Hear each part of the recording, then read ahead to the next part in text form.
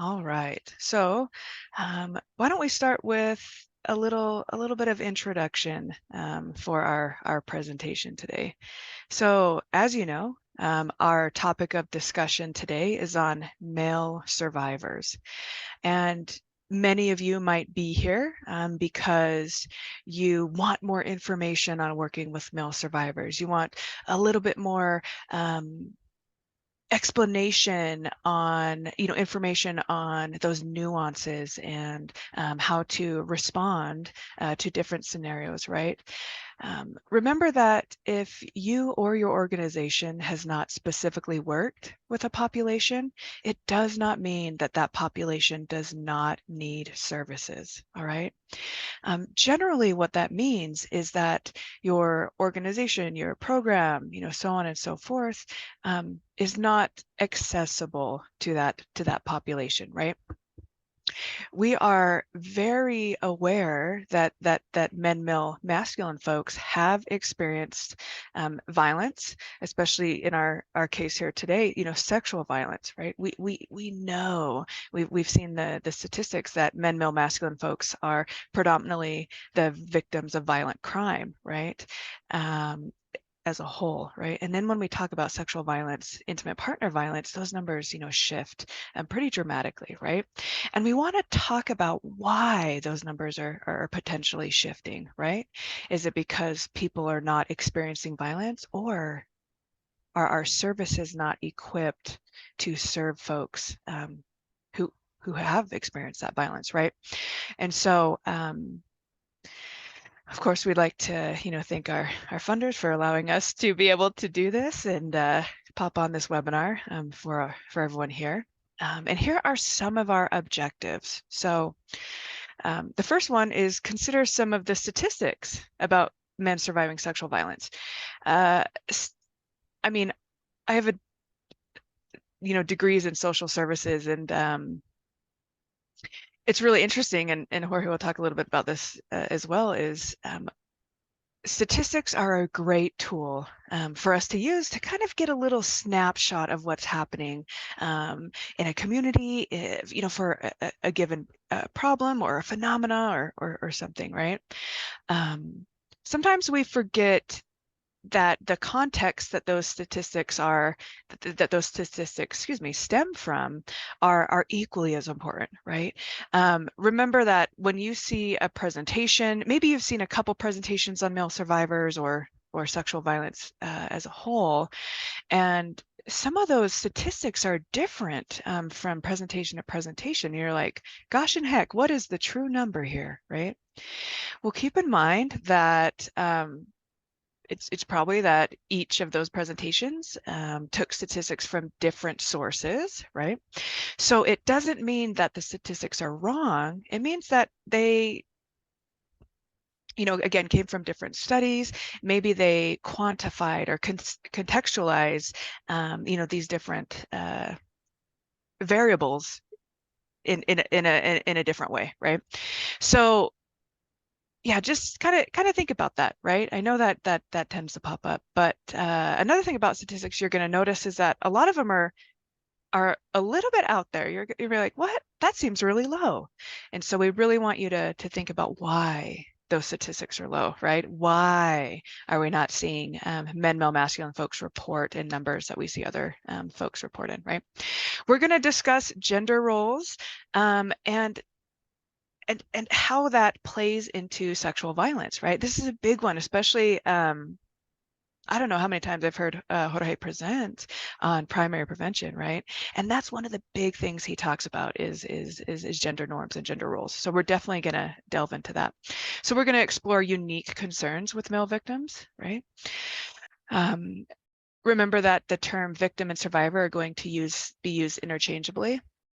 And the reason why we do this is folks get to decide and determine how they want to describe their experiences, right? And some folks use the term victim and some folks use the term survivor, and that is valid and real for their experience, right? And so we're going to use both, right? You generally see victim being used when we talk about criminal justice side. And then we're going to review advocacy tips about working with male survivors. I know this is probably what most of you are here for, is what can we do? What do we do, right? And so hopefully we'll be able to shine a little bit of light on that for everyone here. So as I said before, you're welcome to type into chat if you have any questions or comments, and we can make sure the presenter sees those and is able to address them.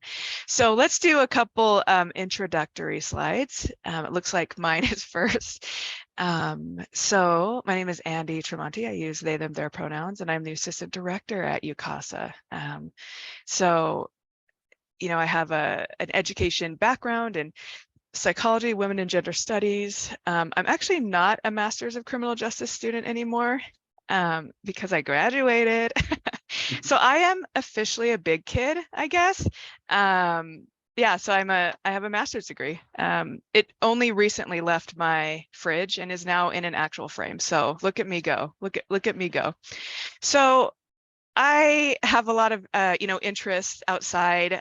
You know, I love the reboot of She-Ra, you know, Arcane, Legend of Korra will always hold a strong place in my heart. The Last of Us 2, right? In my spare time, I like to craft. I like to build dioramas. Remember when we were kids and we build, you know, shoebox dioramas? Well, I have translated that into an entire room of my house. So I paint miniatures. Here's something from The Last of Us 2. You know, I start with foam and glue it all together, and then just create these really cool, you know, these really cool worlds, right? So I do have a couple cats. These two, the one on the left is Toriko and the one on the right is Jorge. But Jorge, he did pass last year. He almost made it to 19, but I can't get rid of this picture. Love it too much. Here's our newest addition is Bolin. He is not that small, but I love the picture. So there you go, there you go. And so I'm gonna turn the time over to Jorge. Hi, everyone. Man, you totally got me into like spectator mode. I was just going to listen to you the rest of the way, Andy. I bet. My name is Jorge Barraza, and I'm the program manager at UCASA. Been here for about 3 months now. And so I am working with providing trainings, such as a 40-hour sexual violence advocacy training, as well as some prevention work. I studied social work at the University of Utah. Before this, I worked at Rape Recovery Center in Salt Lake City for several years. Before that, Utah Domestic Violence Coalition for a few years before that. So I've kind of been in the gender-based violence. I mean, Planned Parenthood. I've areas for I think over 8 years now, maybe close to 10 now. I'm losing track. But yeah, so on my free time, the way I like to decompress, so I'll probably be doing this as soon as we log off this webinar for a few minutes, is fiddling around with my guitars. I love music. Just in general, I like to collect guitars as well as like indie unknown music and stuff. So I'm like the office DJ in some ways that way. I'm not a very good guitarist, but I love playing guitar and I love obviously buying guitars. Unfortunately, I have way too many guitars for someone of my skill level. A dozen. I'm pretty sure I'm on a dozen right now. And I also have 4 kids and 6 grandkids, which are just amazing. They love coming over and strumming on my guitars. And I always say like, hey, that's perfect because you know, when the day comes, each of my grandkids will get 2 guitars, which will be kind of cool. So they always love Papa George's guitars when they come over. And yeah, I've lived in Utah in Salt Lake Valley for most of my life. During the beginning of the pandemic, I bought a house in Ogden, so I'm now living in Ogden. But when I worked with Utah Domestic Violence Coalition, I exclusively worked in rural areas. So I got to know a lot of parts of the state and build a lot of relationships with different agencies. And I'm excited to kind of be back at the state level with UCASA and be able to reconnect with service providers and provide some of that technical support to every corner of the state. So if you have any questions or concerns, about, say, prevention work or trainings you might want, please feel free to reach out and let me know. And that's what we're hoping to do, is get back out there and you know, and see y'all face to face. So let's talk a little bit about the numbers. And as Andy said, you know, the numbers aren't always consistent when you look at different studies. And well, another thing also that I've noticed is sometimes just the way a study will define an act can affect how a person responds to it, right? And we've seen this also. I mean, I'll let you read over some of these. I'm not going to read every single word for you, but we've seen instances where, you know, you'll ask people like, have you ever experienced, you know, sexual assault? And a low percentage will say yes. And then you define what sexual assault is and you ask again, and you'll get much higher numbers. And honestly, I think this is, it's a general problem across, you know, the population. But a lot of times when you define things for people, all of a sudden a light bulb comes on, like, oh yes, I've experienced this. And so I've had multiple instances of that where I'm just sharing vocabulary. So I think that's something I always champion too, is like, even if we can't get full in-depth training or you know, out to every member of the community, let's at least get the vocabulary out so we can have those discussions and identify those things. So as you can see here, you know, like a lot of times we hear, you know, the stats on women, you know, which unfortunately women are, you know, victimized at a higher rate, as well as other marginalized communities. But in that, you know, I think we all recognize that sometimes the male experience gets kind of forgotten or overlooked. It's like an afterthought. And if we're having difficulty reaching men, and I keep finding this idea applying to so many areas, if it's hard to reach for men to access our services, and we can improve that, that'll make our services more accessible to everybody. So like when you're reaching out and making connection with the most vulnerable populations, everybody benefits from that. So that's one of the things I think to keep in mind as we're talking about the lower numbers of men accessing services. And I think a big thing also that happens, and I'll share from personal experience. A couple of years ago, in the middle of giving a presentation on healthy relationships, I'm going around and I realized, oh my goodness, I'm in an unhealthy relationship, an abusive relationship, really. It was like emotionally and psychologically abusive, but she never hit me or anything. And even though I was working in the field as a man, you're so programmed a certain way that you don't always even recognize what's happening to you, because that doesn't happen to men, kind of thing. And the further I stepped away from that relationship, I started to remember she used to always try to shove me and push me. I'm like, she was physical, and I just brushed it off because I'm a man, you know, and she didn't really hurt me or anything like that. But whether she hurt me or not, it was still not an appropriate behavior, healthy behavior, right? But I think that's one of the issues that we encounter as men. And so one of the issues with this is, you know, the effects it has for the rest of our lives. I mean, maybe you'll be aware of ACE studies and adverse childhood experiences and how they affect that. But male survivors who were abused as a child have 80% have had a history of substance use or abuse, 50% suicidal thoughts, you know, an increase in attempted suicide, and receive psychological treatment. So these stats are all much higher for a survivor of abuse as a child.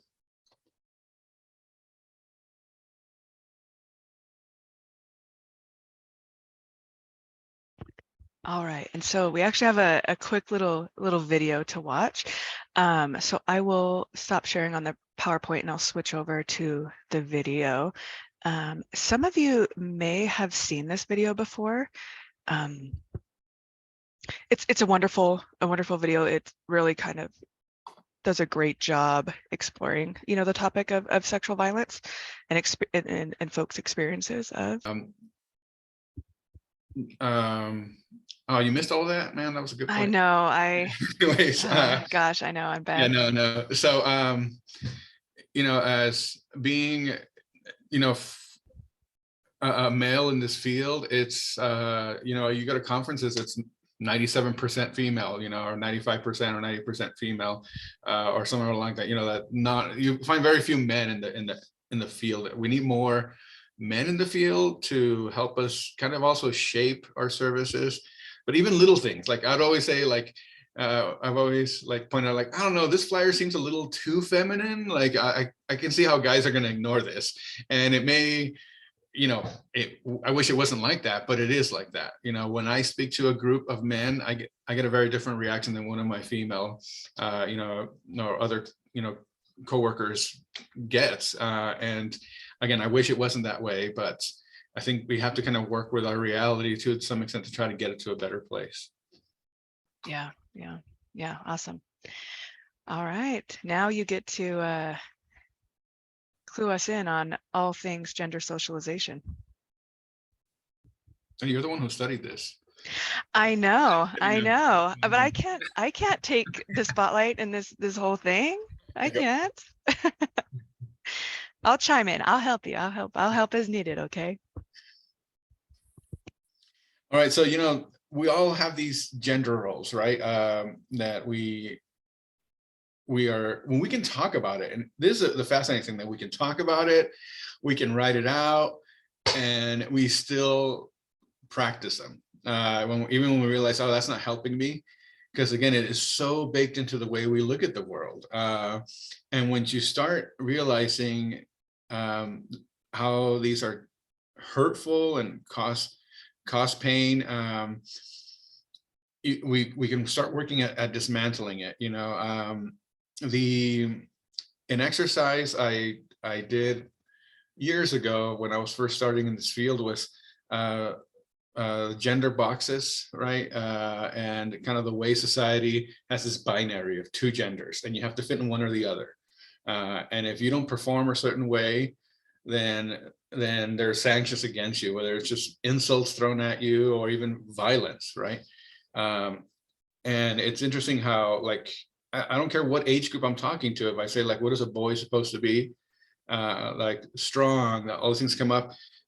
Even when they know that's not reality, right? Even if, like, I know it shouldn't be this way, but I know exactly what we're supposed to be like.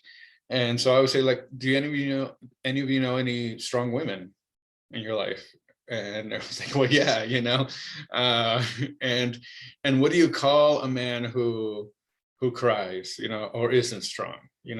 It's a lot of things they're described in a way that's feminine as an insult, right?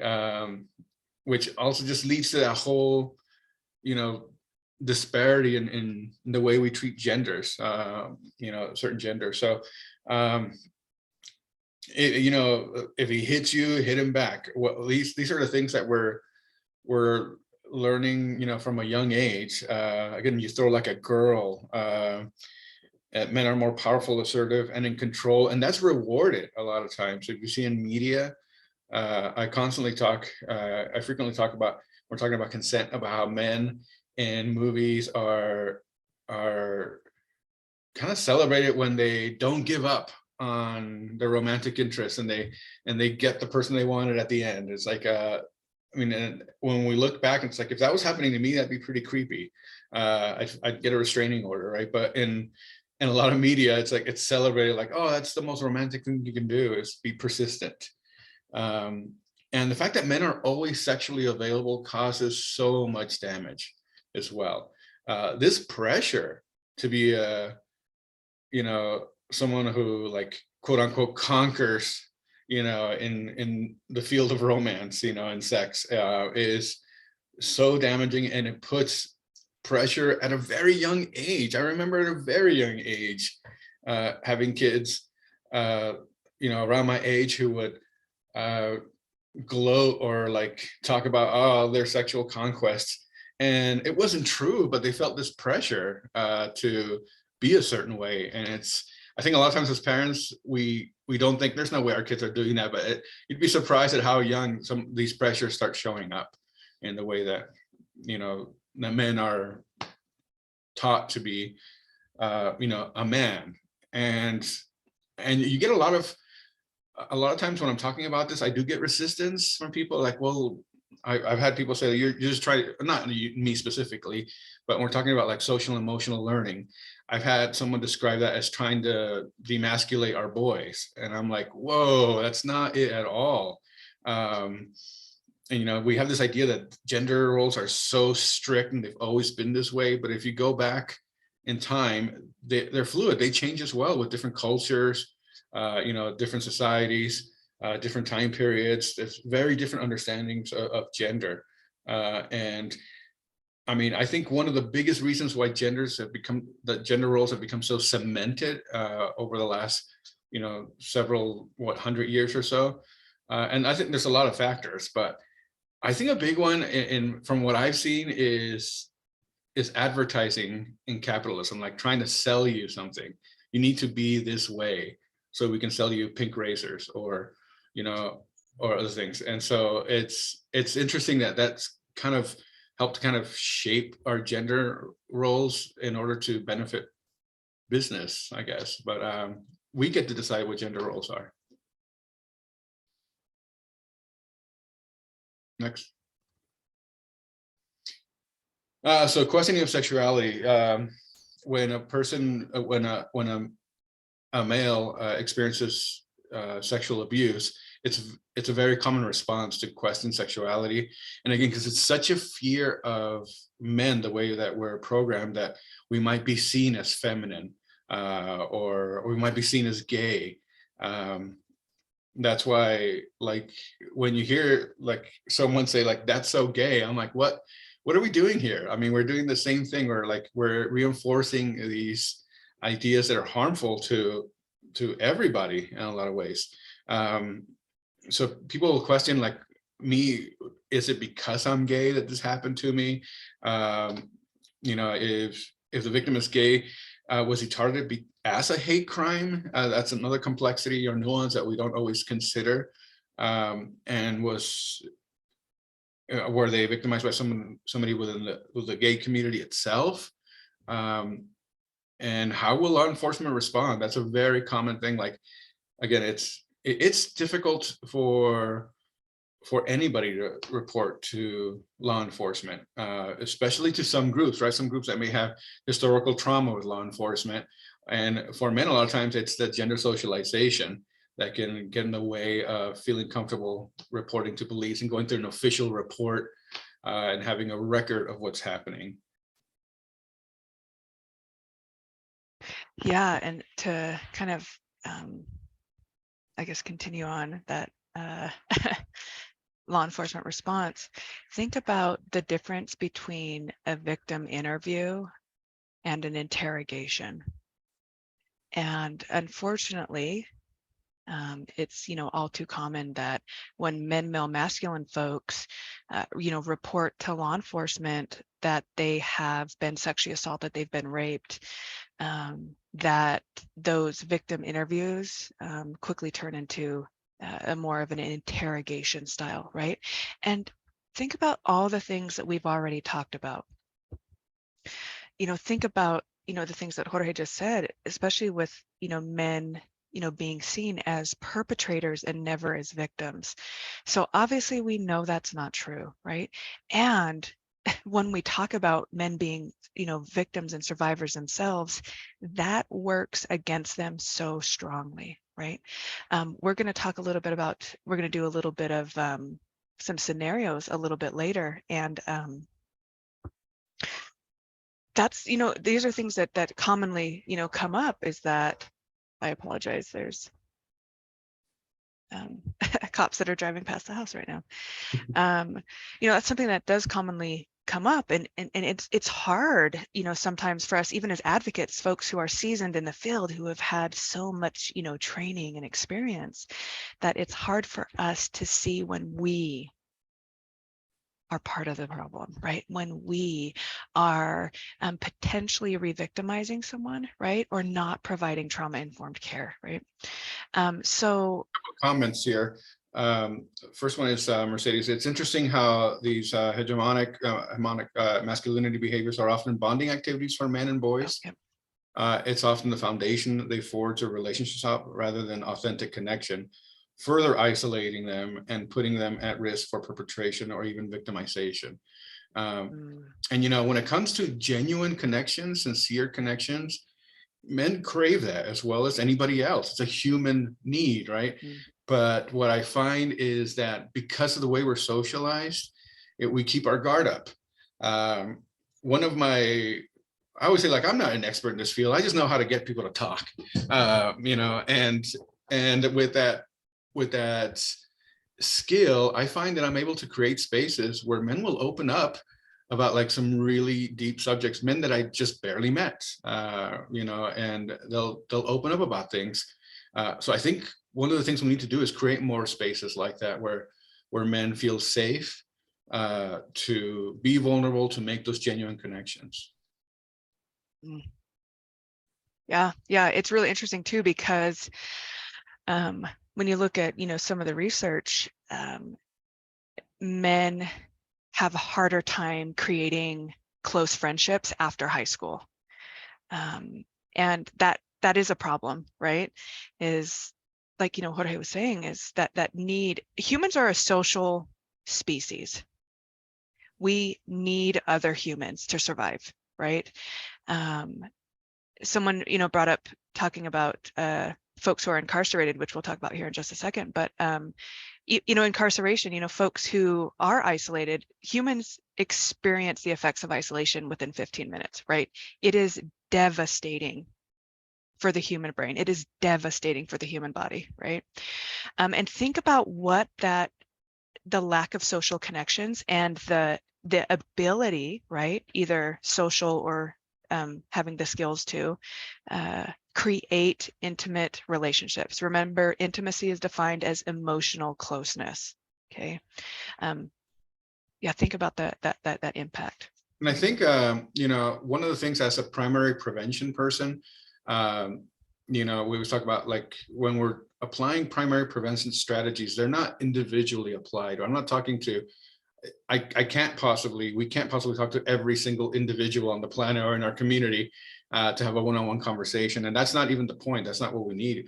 What we need is community level strategies because we are social beings. And so one of the things I do push back as well is this, and it seems to be kind of uniquely American, this kind of pride in being so independent and like not relying on anybody else, which is a myth. There's no way that's even if you claim to be that, that's not true.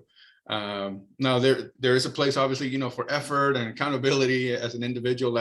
That's all great now, but we can't lose sight of the fact that we all are social beings and affect the communities and culture and society that we exist in. Yeah, yeah, yeah. That's big. I mean, we're kind of a product of our surrounding, our environment, right? And that can in many ways be beneficial. And as we're seeing, when we're talking about underserved survivors, that can be really, really quite devastating. So let's address this question in chat. With regard to questioning sexuality, I'm curious to hear your thoughts related to those in prison. A common phrase is gay for the stay. My understanding is that there is a sense of pride that comes along with some men who rape other men in prison, and there's this socialization of sexuality that differs in the particular setting. Thoughts, individualism versus collectivism.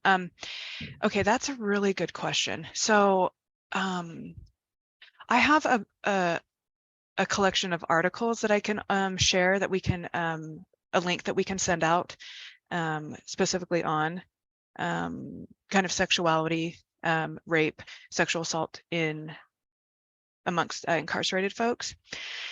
And I mean, the thing that comes to mind, first, I guess, is think about power and control. Okay, so think about power and control in general, and we're talking about abusive behavior, sexual assault, rape, but think about folks who are incarcerated and have little to no control over their lives, what they can and can't do, what they eat, when they can go to the bathroom, things like that. So think about how some of these behaviors, some of these reactions to the situation might exacerbate some of those things, right? I have heard gay for the stay.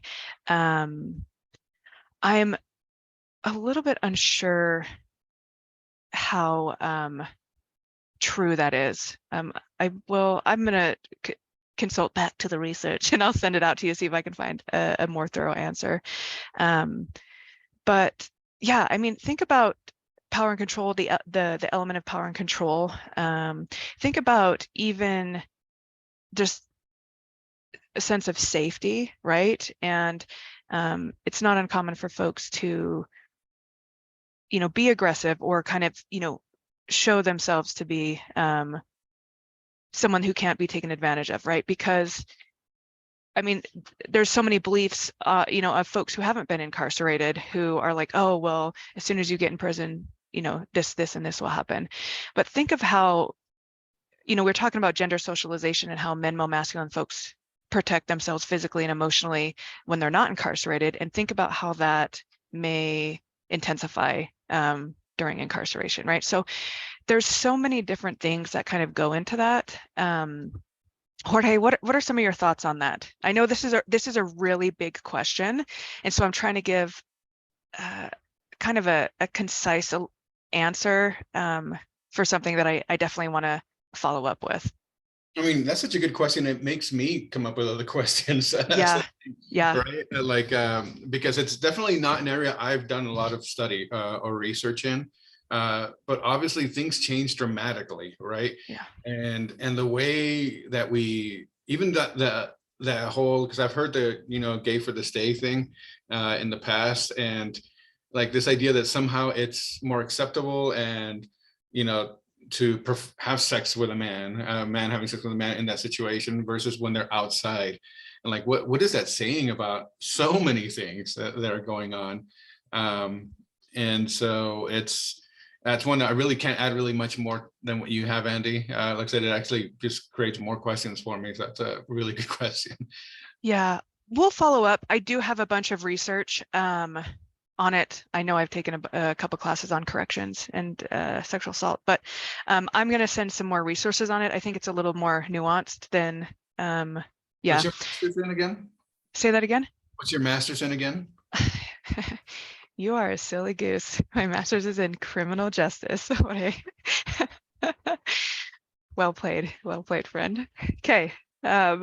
You can continue now. Jorge, I'll stop talking. You can finish your next section. Hey, go on. Let's talk about some of the unique concerns. The nature of the assault, it can involve more than one heterosexual man. May involve another crime as well at the same time. So a lot of times, that can complicate reporting and kind of how that it gets treated. Tend to be more violent, and there's higher rates of weapons used in those situations. And oral sodomy is the most frequent form of sexual assault that men experience. And we're talking about, again, going back to that primary prevention lens, I'm always trying to understand perpetration. Because perpetration, sexual violence is a symptom, right? Symptom of problems in our society. So what are those root causes that are making, men more likely to perpetrate? Right? When we talk about like over 80% of people who perpetrate sexual violence are men. And I say that in a room of men, and a lot of men get defensive, will turn out. And I'm like, I'm not saying that most men commit sexual violence. It's just that most people that commit sexual violence are men. And so how do we deal with that? Because even when it comes to male survivors, the majority of the time, the perpetrator is a man as well. So there's definitely issues there that we need to deal with, while also recognizing that it happens all kinds of ways, and to all genders and all kinds of different combinations. So so some of the rape myths that we have, I think that first one I like you to tackle a little more, heteronormative in nature. Oh, in the next section, I go over it in depth. Mm-hmm. But I'll just give a brief I guess, definition now. So think about rape myths, right? So rape myths are products of heteronormativity, right? So they're rules, they're what's the word, like parameters of behavior, of dress, of being that folks have to stay in, right? So think about these heteronormative values and norms that folks are kind of forced to fit into, right? And if you don't fit into those norms, then it gives, you know, people a reason to, in this case, sexually assault you. It justifies someone's behavior. It makes it quote unquote okay, right? So we talked a little bit about folks who are incarcerated a second ago, but then think about how many times victims are blamed because of how they're dressing, because of how they were acting, because they drank and they shouldn't be drinking and da da da or whatever, right? So think about how all these, you know, rape myths, how we can somehow boil them down to these you know, heteronormative standards for behavior, right? Women are supposed to act a certain way, they're supposed to be a certain way, they're supposed to look a certain way. Men are supposed to act a certain way, they're supposed to be a certain way.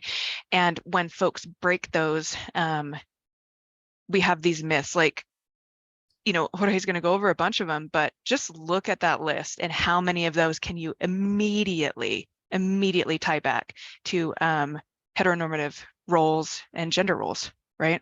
Yeah, and as a matter of fact, you know, and you can see this how our society reinforces this in so many different ways, like say dress codes, right? That whole idea that women's bodies are policed differently than men's.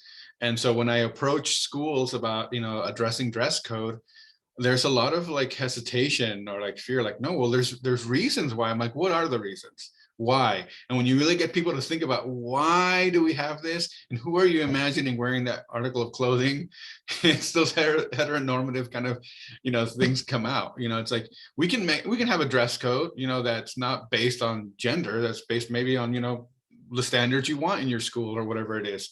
But let's make sure that it's coming from a healthy place. We're not just reinforcing some of these rape myths, you know, what were you wearing kind of myth thing. So, and somebody already mentioned this in the comments, and you know, a lot of people just feel like men can't be raped. Mm. You know, that's just, it happens. That men are perpetrators. Again, it can happen, you know, to all genders, from all genders. And that since men are stronger, they can't be victims. Why didn't you? What, are you sure? And I think that's some of these things that lead to that lack of empathy that we talk about sometimes. Like we start questioning immediately, again, even as professionals. So another thing I think is really important in this field is to be constantly checking your biases. I mean, and get more diversity and different voices in your surroundings so you can see, because you can't see what you can't see a lot of times. And so the more diverse workforce I've worked around, the more things I've learned about myself, where I had certain biases that I didn't realize how they were affecting my work. So he must be gay if he was raped. That's, you know, and it's some of these things I think sometimes we don't even think of them quite that explicitly, but they kind of linger in our thought process and the way we react to things. For example, a couple of years ago, some of you may recall there was a University of Utah student who met up with a gentleman through Tinder. And they went and like met up at a park like at 3 a.m, and he ended up murdering and dismembering her. And when that broke, here I am working at Rape Recovery Center and violence prevention, talking about norms and our biases and what we think. And the first question that was asked in the room was like, what was she doing? Why was she there? And we immediately realized that was problematic, but even us working in the field have a hard time with that. Can you imagine how the rest of the population is? So it's important that, you know, we're always checking that on ourselves and, you know, and challenging others to do that as well. How is it even possible for a woman to rape a man? You know, you got an ejaculate, you had an erection or you ejaculated. And so a lot of men will feel guilty about that. And sexual violence does not affect men like it does women. Completely untrue. In some ways it can be different, but it's just as harmful. Men don't need services. I've never felt that, but I don't know. But it can feel that way sometimes, and I think that gets reinforced when we don't have services that are accessible to men, and trans men are not real men. So then that puts them at a disadvantage in all kinds of ways when it comes to individuals. There's a couple of comments here. Alex says, I'm struggling to understand how sexual violence doesn't affect men like it does women. It's a myth. The purpose of us coming together is to understand some of those different effects that male victims experience that women victims may not. And again, that's what I was speaking to a little bit, that, it can be different for men because there's less support. You're isolated. Again, we're talking about how men tend to be more isolated, tend to have less friends. All this affects, suicide rates and all kinds of issues like that that affect men disproportionately. And that's been in a really interesting area where I've been trying to really focus on, like, yeah, we need to provide services to the most vulnerable populations, but we can't also just say, like, well, cis het men, they're fine, because they're not. That we need to heal as a society as a whole, not just one particular group population. And Jean Lee said, I was telling my 35-year-old son and his 50-year-old uncle about this presentation. The first question was about how do women rape men? Yep. They never thought it was a male. They never thought that it was a male perpetrator. Both of these guys have been in jail, and I would think they would have a little more aware. Interesting, right? Like, wow, that's the first thought, when, again, the majority of the time the person who perpetrates is male. But it does happen. Women do also, sexually assault, other women and all kinds of genders. Yeah. Okay, I just saw this chat come in too. They said also the dichotomy that exists when teachers are predators, when it's a male teacher and a female student, it's horrendous. But when it's a female teacher and a male student, he is applauded for his achievement. I love that you bring that up. I challenge you, or here is some homework. Go and look up headlines for when students sexually abuse children. And oftentimes when a male teacher sexually abuses a female student, it says just that, male teacher sexually abuses female student. But when a female teacher sexually abuses a male student, it says female teacher has an affair with male student. The word affair is used very commonly in that. And like we've been talking about, it is absolutely not an affair. That person is a child and cannot consent to that relationship, right? I've heard So, sexual relations too. oh, yep, sexual relations, yeah. Honey, that's called rape. Yeah. Yeah. Yes, there's no relations about that. Yeah. Awesome. Thanks, everyone. Ooh. Oh, yep, there we go. So some of the things that also will happen for men that can be unique to men is, I talked about erection and ejaculation can actually be used to manipulate the victim to feel like, oh, come on, you liked it. You were into it. So survivors who ejaculate during their assault have high levels of self-blame and disgust.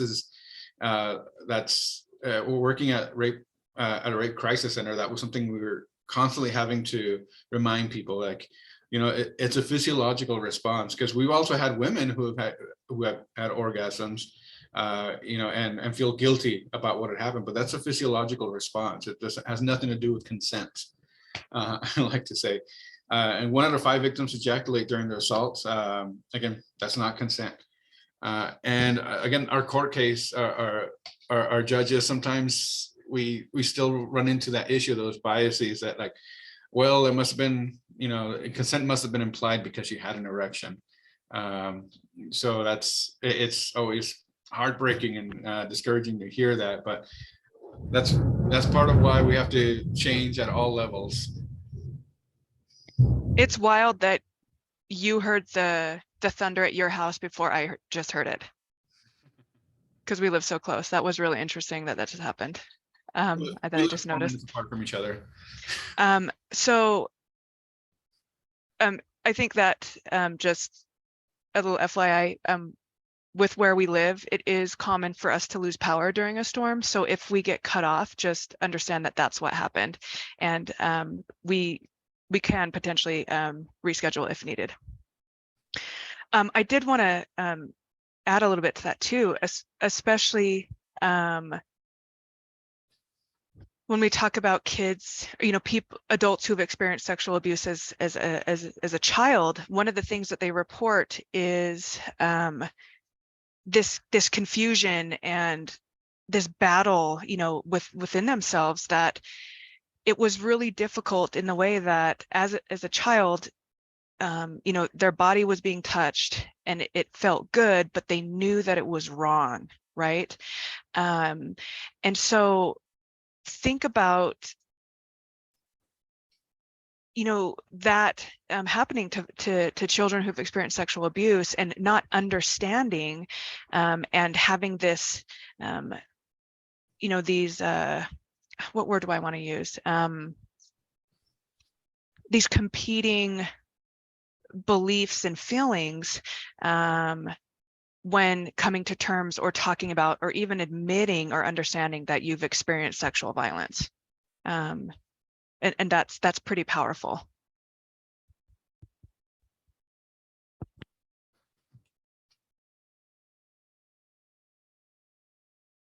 Me or you, Andy? Okay, I'll do this one because it goes into barriers as well. So if you've ever seen one of our presentations from our sexual assault nurse examiners, our SANEs, they oftentimes talk about STIs, HIV, and AIDS, during an exam, right, a forensic exam, because those are things that folks who are sexually assaulted, who are raped, do worry about, right? And SANEs can and do provide care in relation to that. And there's a number of resources in Utah, including the Utah AIDS Foundation, and also sexual assault nurse examiners that can assist if and when victims or survivors have worries or fears or questions about potential infection, right? So now let's go into barriers, right? So think about all the barriers that we've talked about so far. So what I would like to talk to you in this section, is are these nuances, right?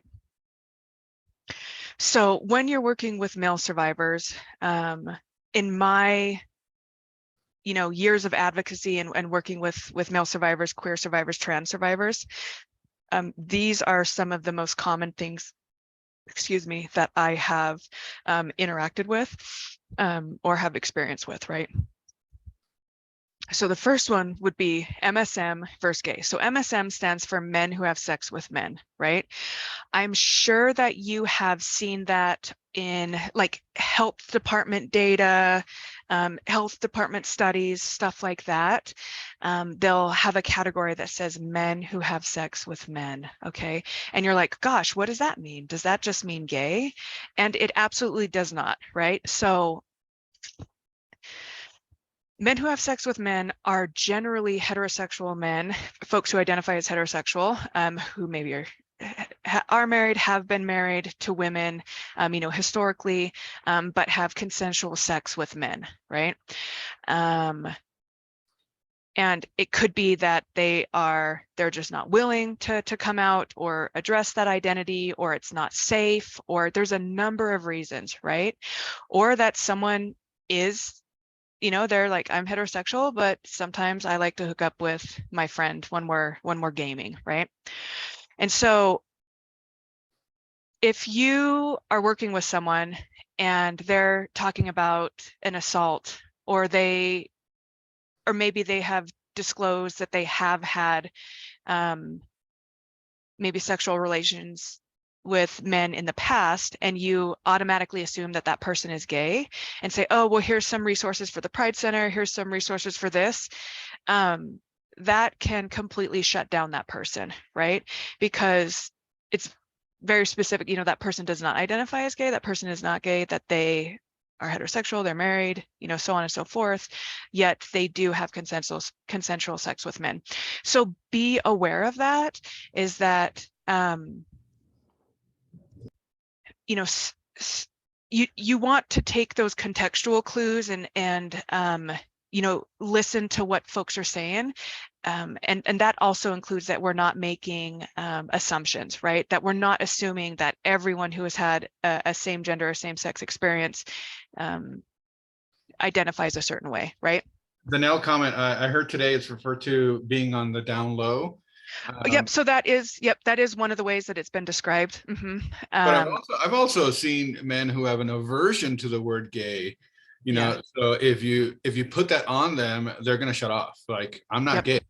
Yep. And so if it's our interest to meet survivors where they're at, we have to see all these nuances and understand it. And again, not try to define anything for them, let them define their experience, and who they are.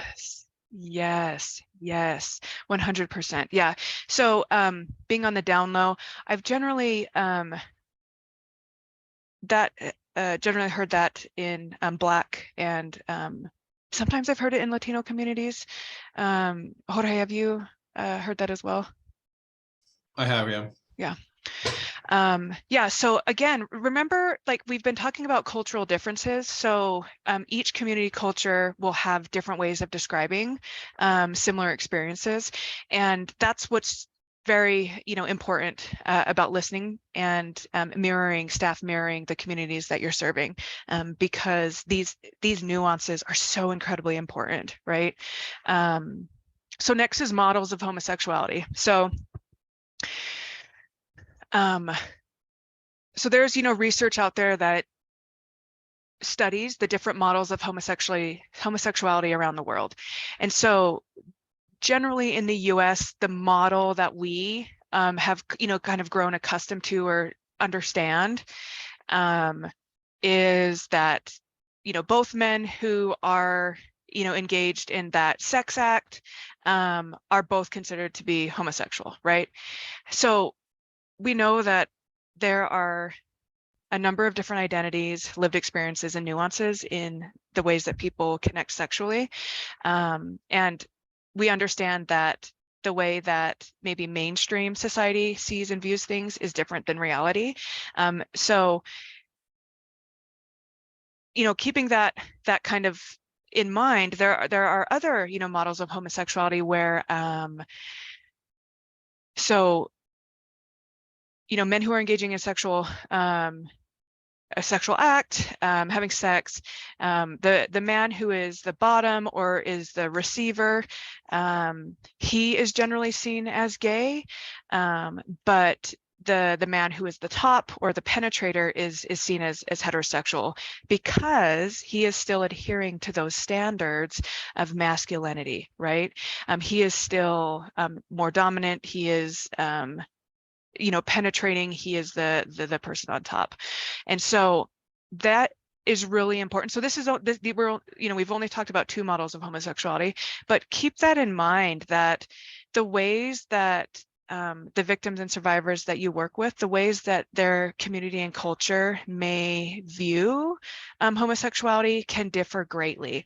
So you may be like, oh, well, if you are hooking up with men, then you're gay, right?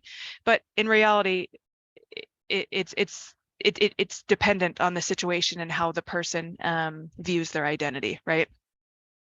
So the next one is displays of affection. So think about, in different cultures, the ways that male masculine folks can express affection or friendship to each other. In some areas, men can kiss each other on the cheek, and it's a perfectly acceptable greeting, right? It doesn't mean that they're gay, that they're gonna, hook up after the meeting. It means that they're friends and they care about each other. And then think about maybe the ways that you've seen men display affection in the United States, right? That if we see a man, kiss another man on the cheeks to say hello, that, oh gosh, they're probably in a relationship, right? again, we can't assume that, right? I've seen this happen with male friends or family members who are supporting male victims and maybe dropping them off at rape crisis centers or shelters, and advocates assuming that, oh, they hugged or they kissed on the cheek, so that means that they're probably in a relationship, when in reality that was a trusted friend, right? That was a person that they told that they were assaulted, and that person referred them to this organization. So we again, you're going to really learn a lot of this through advocacy and actually doing it, right? You can go through 1,000 different trainings, but it's really about working with people and meeting them where they're at, okay? So the next one is punishment for homosexuality. So remember, different cultures, different communities, different family units, different social structures have different punishments for homosexuality, okay? So I grew up in good old Davis County, Utah, right? And where I grew up, I knew from the things that people said, the actions that people, you know, had and made, that it wasn't okay for me to be open about my identity, right? I knew for me the punishment would be rejection, would be you know, being pushed out of the family, you know, all of these things, right? But in some areas, and especially when we're seeing the rise of anti-trans and you know, queer legislation, is that we're seeing these punishments becoming more severe. So, you know, punishment can include rejection up to death, right? And so remember, again, when we're working with victims and survivors, is that we don't know what things mean to them, right?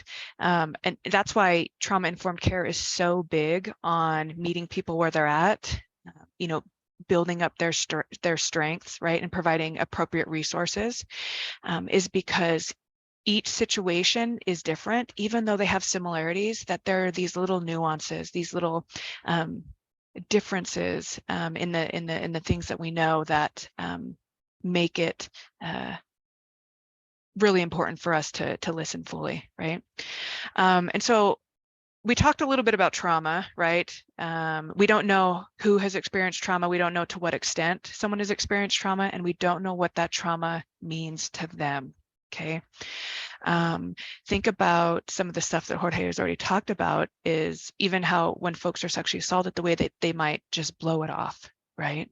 When in reality, that's probably affecting them pretty severely, right?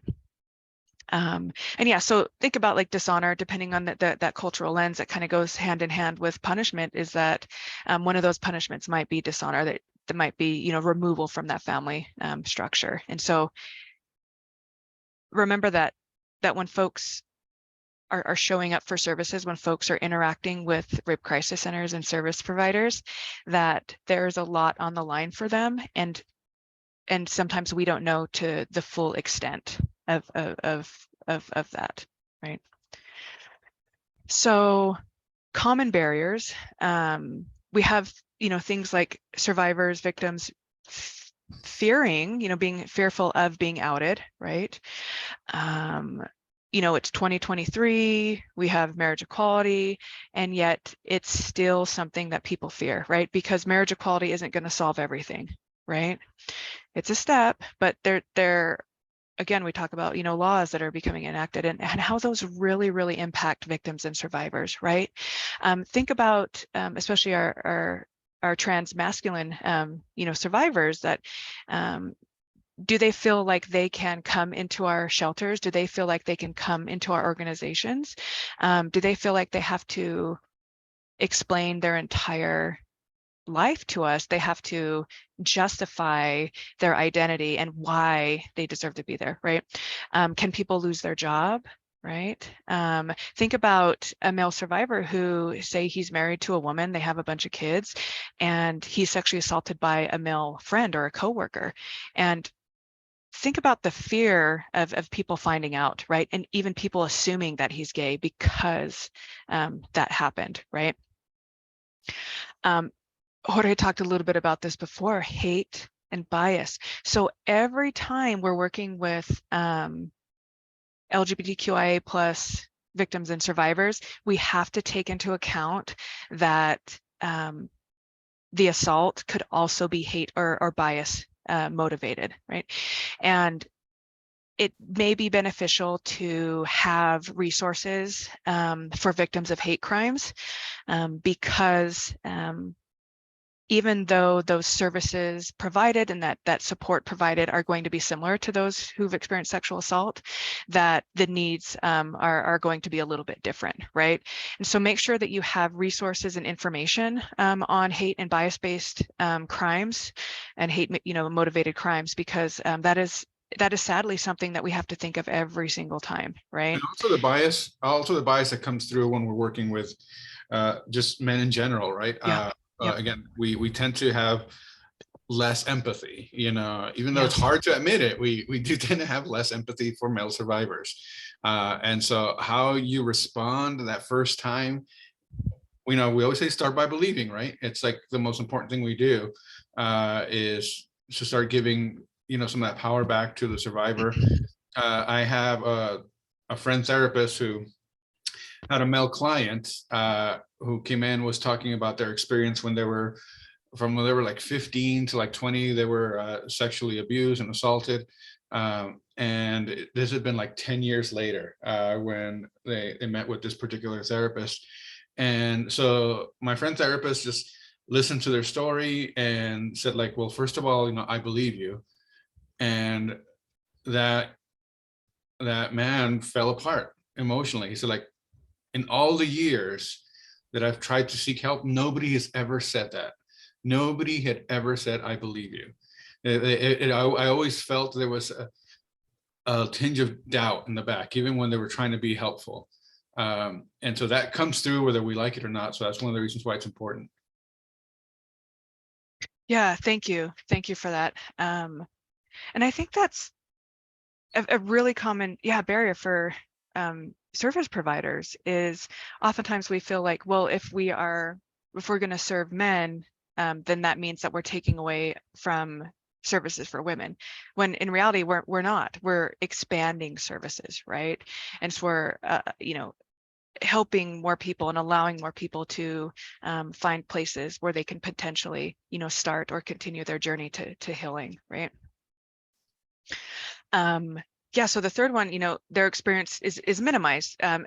We talked a little bit about this in myths. Like, think about gosh, heaven forbid, like an advocate saying, oh, that wasn't sexual assault, it sounds like he was just dot dot dot. I hope and pray that none of you ever say that no one ever invalidates a victim or survivor who is disclosing something that happened to them, right? And part of that is folks having to educate service providers. So we're here to talk about male survivors. So think about how men just in general have to educate service providers, showing service providers that, hey, I'm actually not a perpetrator. I was sexually assaulted and I really need services. I'm having a hard time with this. I'm not able to cope. Things are bad, right? And then on top of that, someone being gay, being bisexual, someone being trans, a trans masculine person, having to educate service providers on how to provide services for transgender folks, right? And specifically trans masculine folks, right? That there are, things that trans masculine folks might have to think about, right? That service providers may not be aware of, or that maybe other folks that they've worked with might not have needed, right? So think about curiosity over facts, right? Think about, are you asking questions that pertain to this person, why this person is engaging with service providers, right? Or are you asking questions because you're curious about what happened? Right? Are you asking questions to this trans masculine person because you're curious if they've had certain surgeries, or if testosterone does this, and this to the body?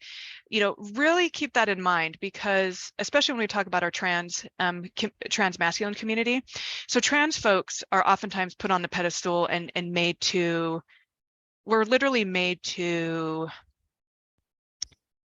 prove, to validate, to what's the other word I'm looking for? To essentially show why we deserve to be in spaces and why we deserve care, right? And we have to prove this authenticity over and over and over again, right? And we're seeing it all over the news, which is really impactful for trans survivors. And so please do not make transgender survivors have to prove why they should be there, have to, authenticate their experience, right? Men, male, masculine folks should never have to authenticate their sexual assault to get services. And so keep that in mind. If you're curious about something, email me. I can I can give you some resources, some information, but we do not ever want to use a survivor for our own curiosity, right? That is absolutely re-victimizing and can be quite traumatic, especially if that person has never engaged in services before. So, And with anybody you're helping, really, I yeah. think it's important to like ask yourself, am I asking this to better serve the individual, or am I Yeah. asking it to satisfy my curiosity? Mm. Because it's so common to go into that without even realizing that you're asking, out of curiosity. Just like when we tell someone that how to respond to a disclosure, I believe you, it's not your fault. How can I help you? And let them decide what they want to share. I mean, and meet them where they're at. There's a comment by Mercedes here talking about how a lot of times in abusive relationships, someone can like coerce someone by threatening to out them, which is something that I think a lot of people, who are not part of the LGBTQ community, I know I didn't before realize, think about those dynamics, right? And you see those dynamics in all kinds of different populations. You see this similar kind of dynamic in undocumented survivors, right? Where it's like they might be threatened to be, I'll call, immigration on you, kind of thing. So these marginalized identities are more vulnerable in those ways too. Yeah, thank you for adding to that, and thank you for reading that comment. Yeah, and this is why we talk about this, right? Because these are things that maybe folks don't think about when they're working with underserved and marginalized, communities. Is that there's a lot of things working against victims and survivors, right? And then Jorge did talk about this a little earlier. Assuming that a certain person perpetrated the violence against that person, or that they themselves are the perpetrator, secretly trying to infiltrate organizations and stuff like that.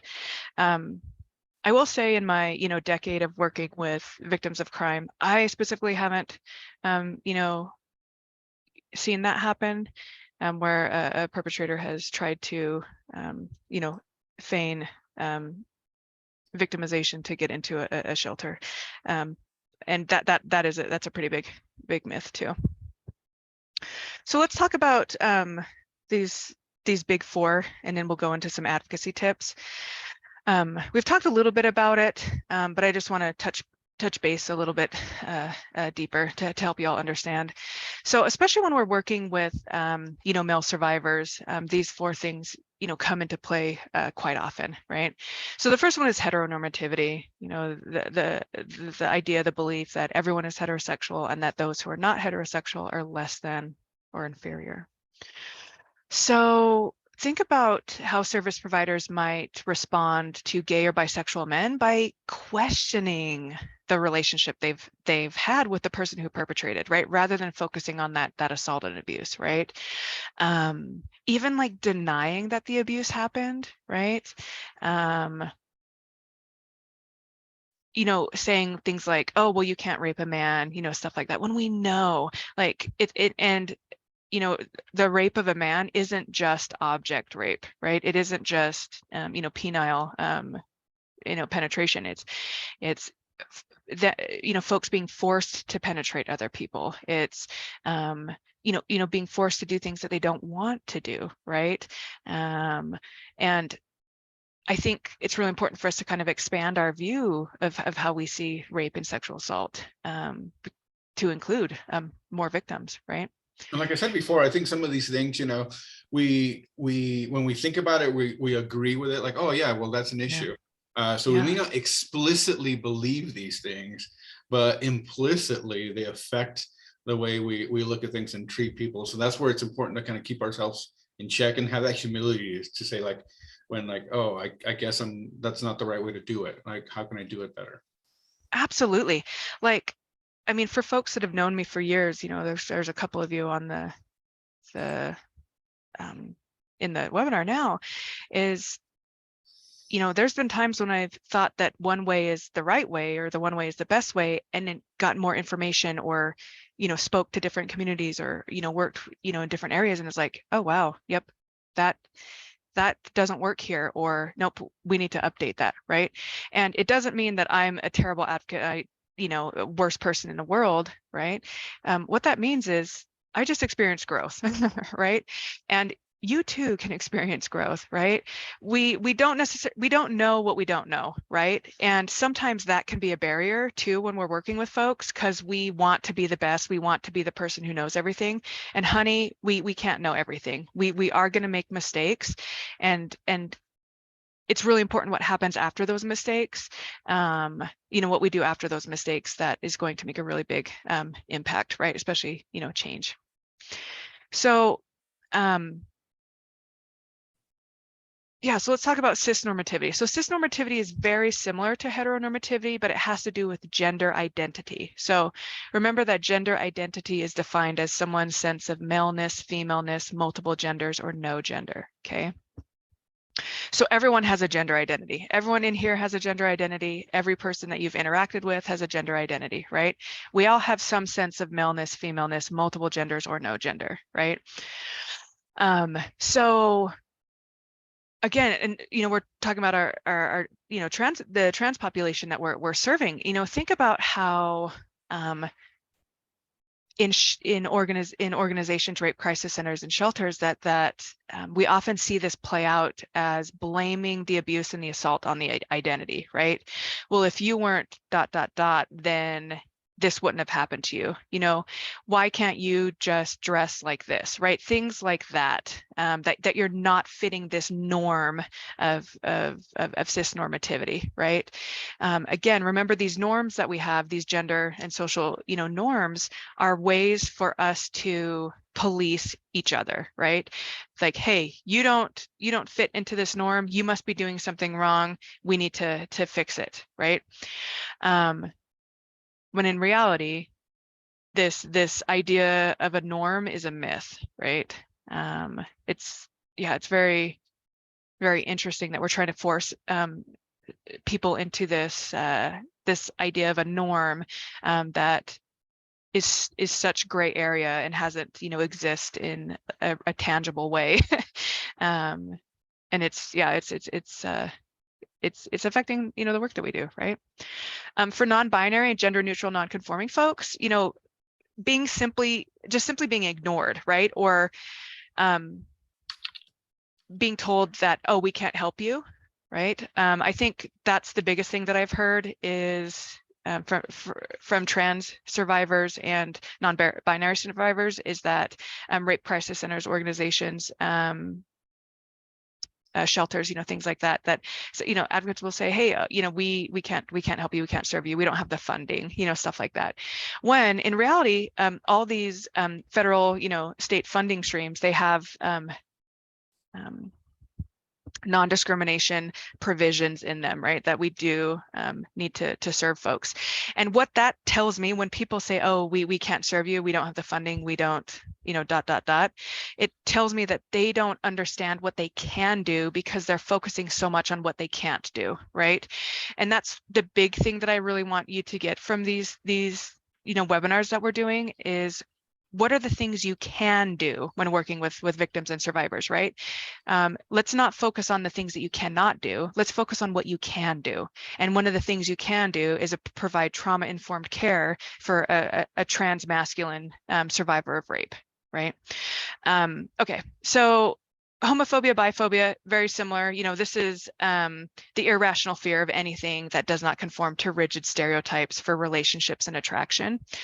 So again, you know, this refusal to serve queer, gay, bisexual men, blaming the assault on them, denying that the population needs to be served, or even using the term like lifestyle, like, oh, well, your lifestyle led to this, when, honey, like, no one deserves to be raped, no one deserves to be sexually assaulted, right?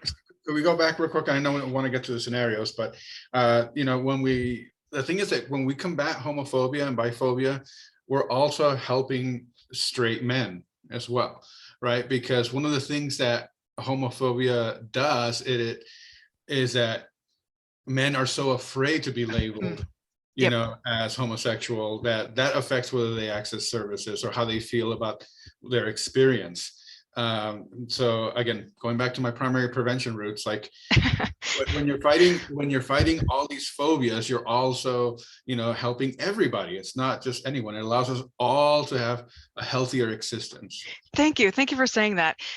Yeah, like, I mean, think about what we were talking about before, right? Making these connections is, when we allow men to experience emotion, right? Think about how emotionally expressive men are oftentimes labeled as gay, right? Think about how when men are able to break outside of these heteronormative norms, that they are able to receive and interact with services, right? Is that these barriers are broken down when some of these, problematic beliefs are dismantled, right? So yeah, thank you, Jorge. That is spot on.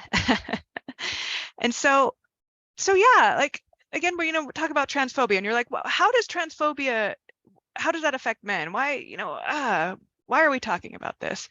But again, everything that we've been talking about, right, is that when we are forced to be put into boxes, when we are forced to hide parts of ourselves, to not be able to be expressive or connect with other people, disclose that we've experienced violence and that it is affecting us, right?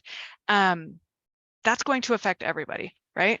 And when we believe that one group of the population or one community is somehow less than or other, then when you see those characteristics or things in other populations, you're going to automatically assume that, oh, this might be this population that I've been told in the news and by my family that they're bad, right?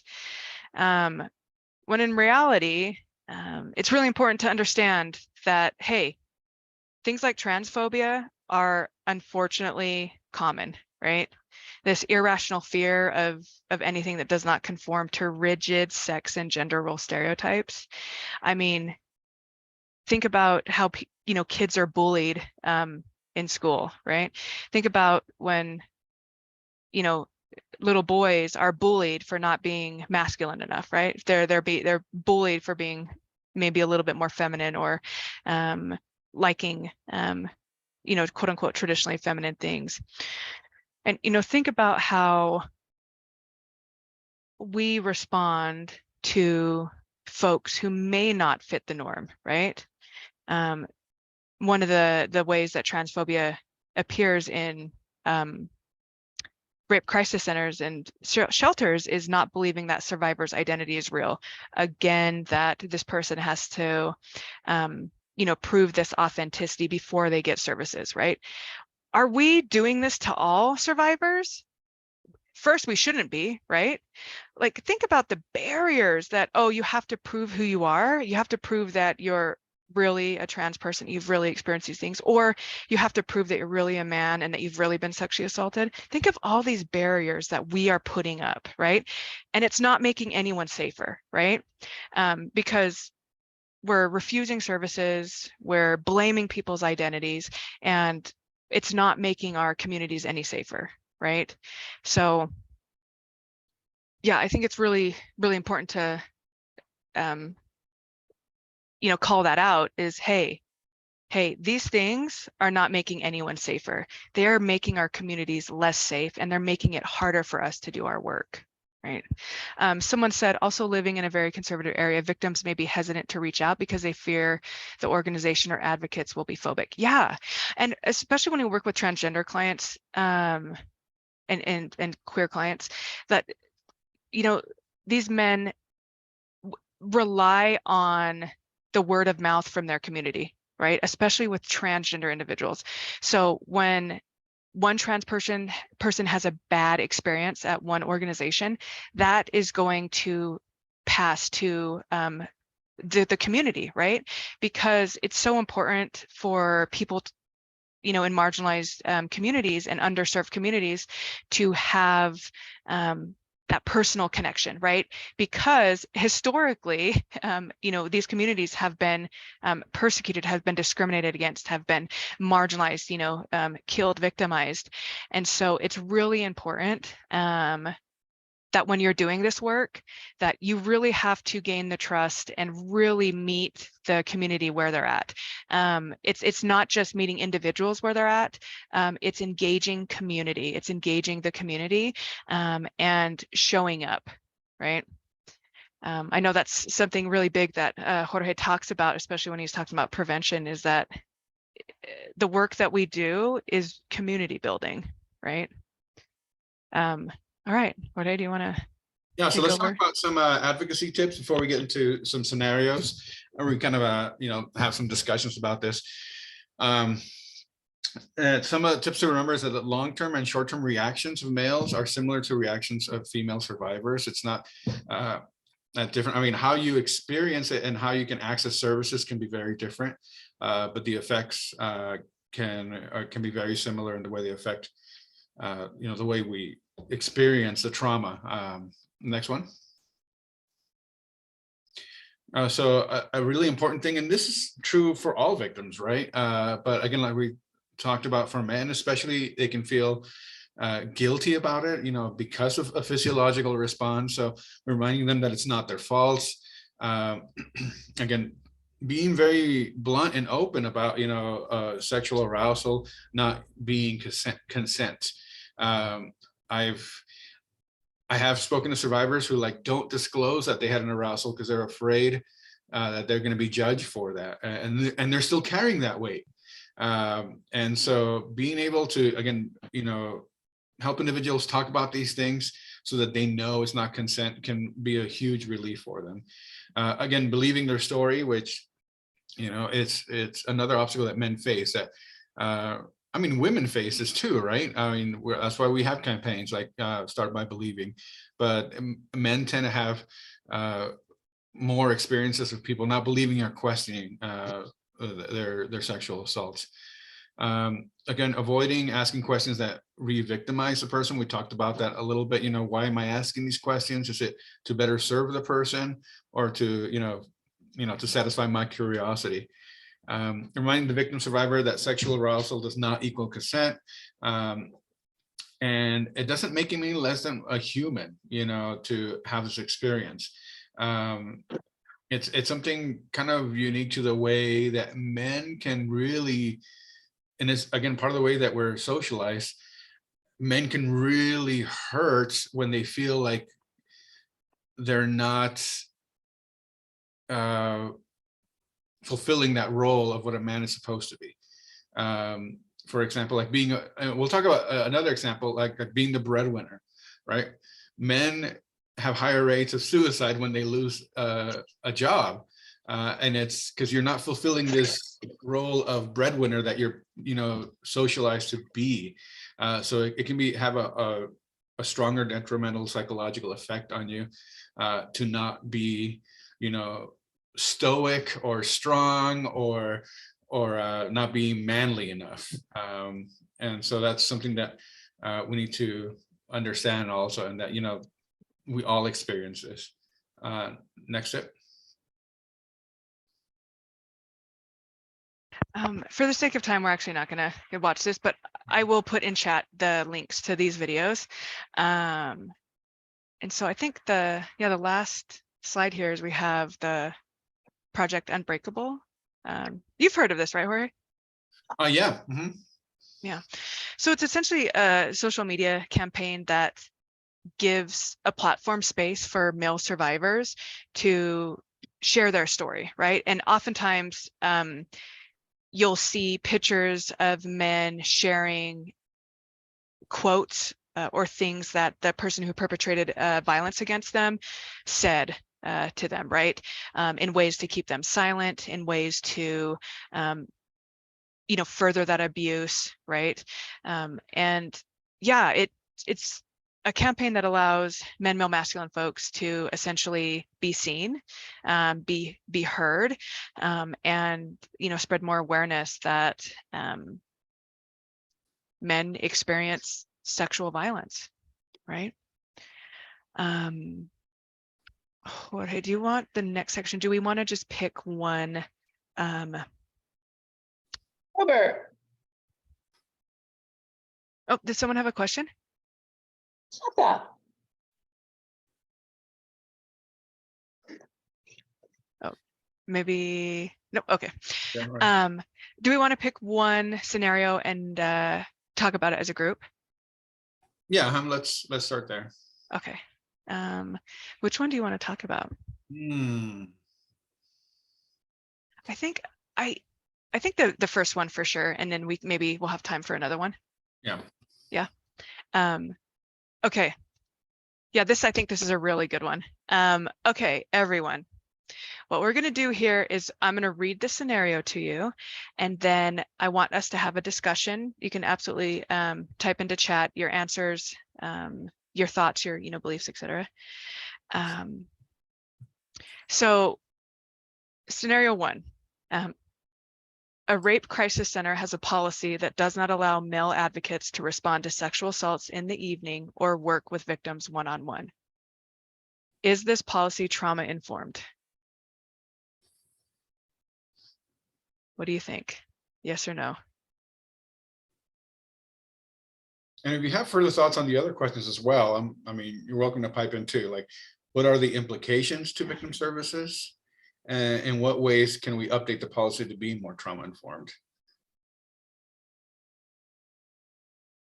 Yep, we're getting a couple folks saying no. I think it's pretty clear that this is not trauma informed, right? So yeah, like Jorge was saying, so what are the implications to victim services? How is this policy going to change the way that victims receive services?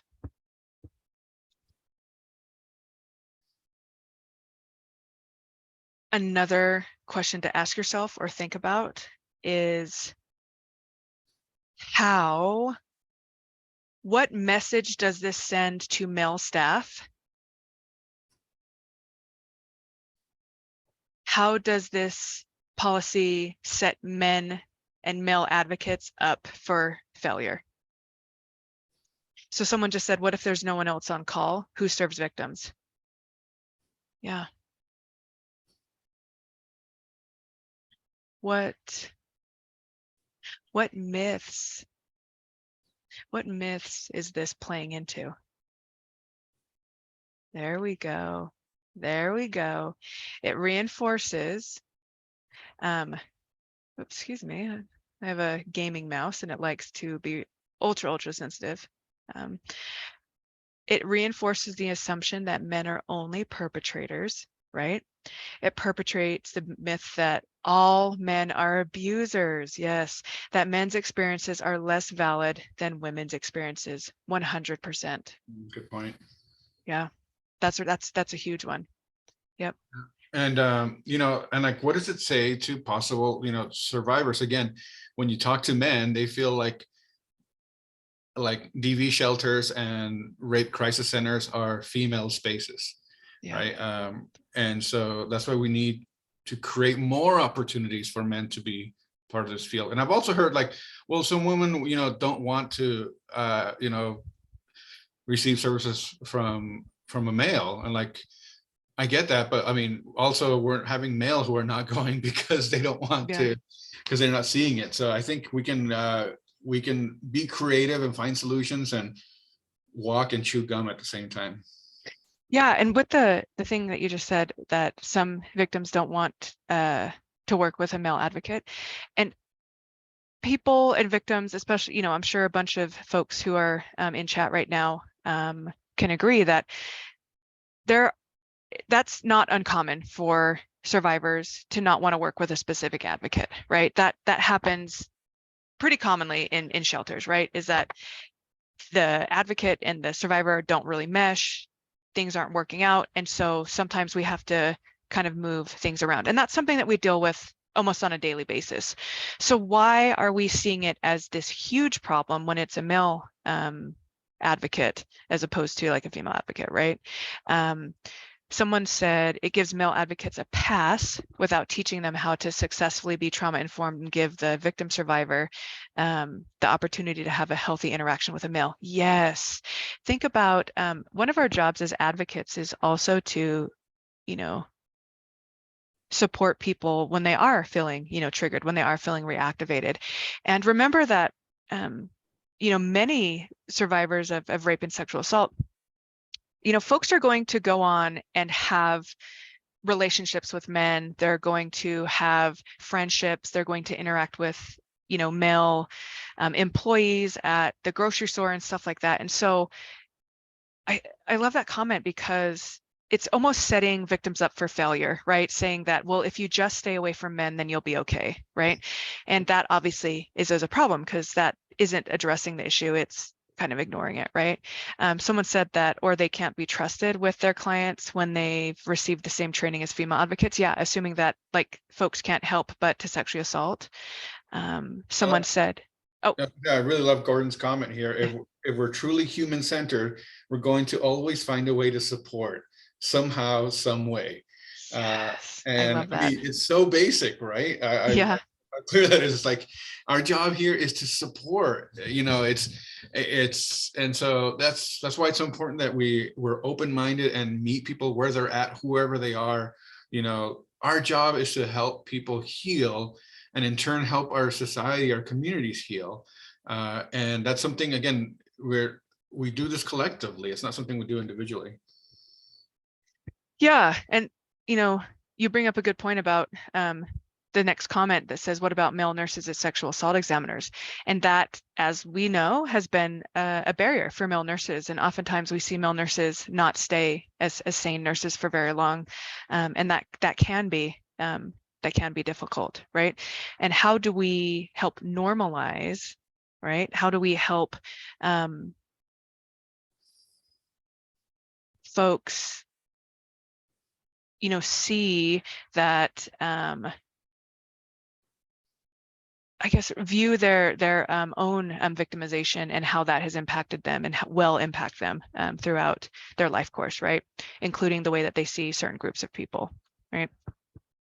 Yeah, I think, I mean, you know, we've had these conversations before about male sane nurses is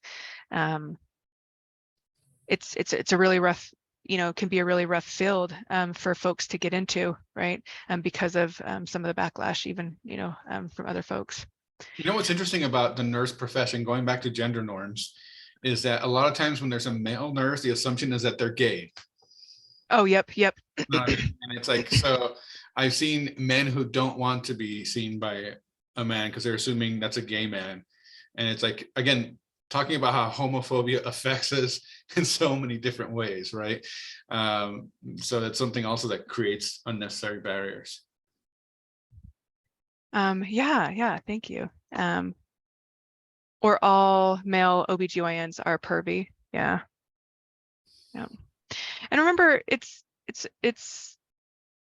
okay to listen to that victim or survivor, and if that victim or survivor is not comfortable with a certain advocate or something, like, we're going to try and make accommodations and try and get them the care that they need, right? And you know, part of that victim advocacy is you know, supporting them in you know, addressing their victimization and help, you know, supporting them in finding a place of healing, right? And along that journey of healing. Yeah. All right, do you want to try one more scenario, Jorge? And then You got time? yeah, I think we have time. Let's hit one more, sure. Okay. Let's do Okay. Okay, let's do this one. Okay, a man contacts the rape crisis center you work at and requests Plan B. He says he thinks he is pregnant and that he was assaulted a few weeks ago. How do you respond and what services are available to him? What do you think? A man contacts the rape crisis center you work at and requests Plan B. He says he thinks he is pregnant and that he was assaulted a few weeks ago.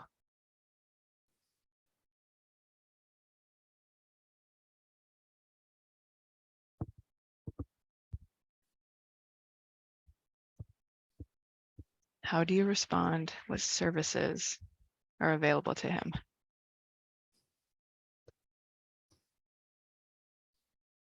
Okay, someone says start by believing and serve the client like you would a woman.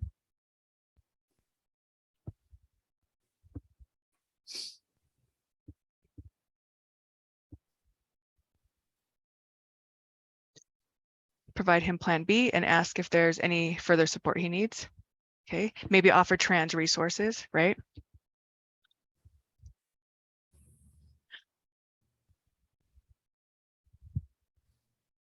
Ooh, yep, someone just said I'd probably continue the conversation further to determine if there are some other needs there.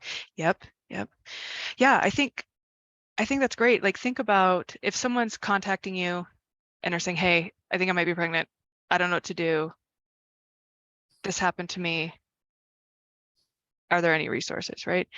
That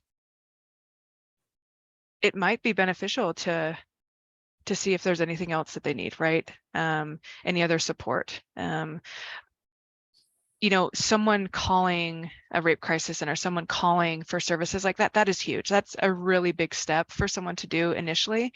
And it can be an opportunity, you know, for that person to connect with more services and get more support that they need, right? Here's a little, I don't know if it's a trick question, but would you suggest that that person go and get a forensic exam?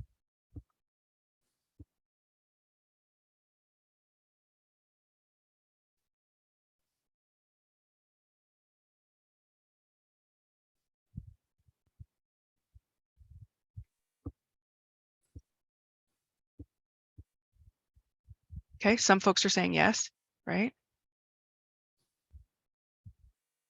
And someone said, I wouldn't because of the time frame. And then someone said, I would let them know that a forensic exam is optional and explain further of what it entails. Someone says, if it's been a few weeks, I'm not sure some signs, symptoms would be identifiable, excuse me. So that's kind of a tricky place, right? Because generally SANE exams are done, you know, within a couple days, within 5 days, right? Jean Lee. And the thing is that sometimes even though evidence collection is not necessarily viable, that exam, that connection with a nurse is beneficial for that victim or survivor, right? That they receiving that care can be incredibly beneficial for them. There has been times, you know, that that folks have been referred, even, you know, much later than evidence generally can be collected. And